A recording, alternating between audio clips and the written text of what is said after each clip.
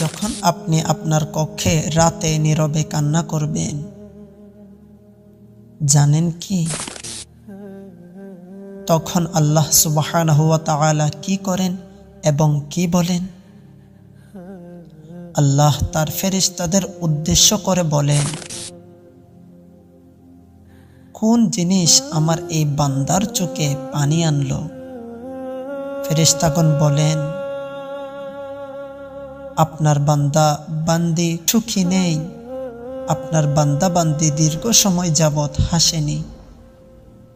এই বলে ফেরেশতাগণ ওই বান্দা বান্দির জন্য কান্না করতে থাকেন এবং আল্লাহকে বলেন,